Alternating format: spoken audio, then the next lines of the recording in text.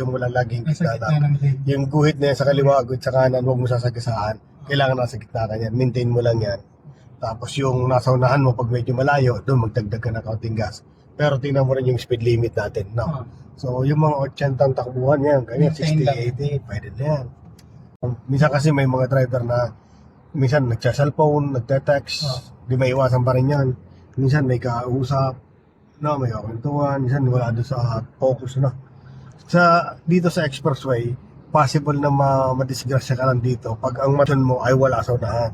Kaya para maging safe ka lagi, huwag mo nga alisin ang mata mo dito sa harapan.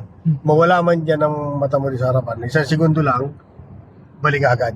No, ganun din sa ano. So, kailangan nandun laging attention mo. Ano po? Okay?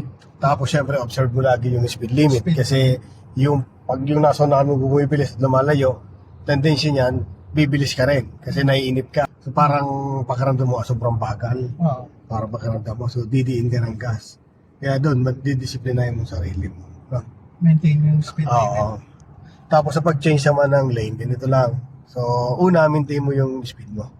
Huwag ka mag-change ang lane na pabagal. Kailangan pabilis. Oh. Try natin mag-change ang lane, ano? Maintain mo lang, ha? Signal ka ngayon ng kaliwa. Yan. So, pag nag-signal ka ng kaliwa, huwag mong sabayin ng liko. Ano? So, silip ka muna sa mirror. Distance ng pasunod. Oo. Yung pag kagaya niyan, medyo malayo, dagdag ka ng gas, tapos kumabig ka ng konti lang papunta dyan.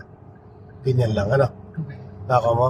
Konting-konti lang yung galaw ng manipela, huwag mo kakapigin malaki. Ganyan lang galaw ng manipela natin, konti lang.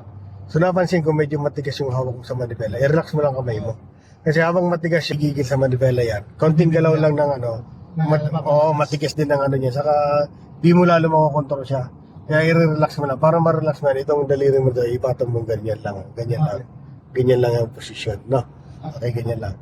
Parang relax lang. Okay? So dagdag ka ng gas, so maintain lang muna dyan. Sige. Signal ka ngayon ng kaliwa. Kaliwa? Yes, signal kang kaliwa. Ngayon, silip muna sa kaliwa. Wala, pasok ka ng konti. Ganun lang, ano. Ganyan, ano. Practice natin yan. Tanggal ang signal. Maintain mo muna yan. Okay? Ngayon, signal ka naman ng kanan. Tingin ka dito sa mirror. Mayroon. Huwag ka munang papasok. Diyan ka lang muna.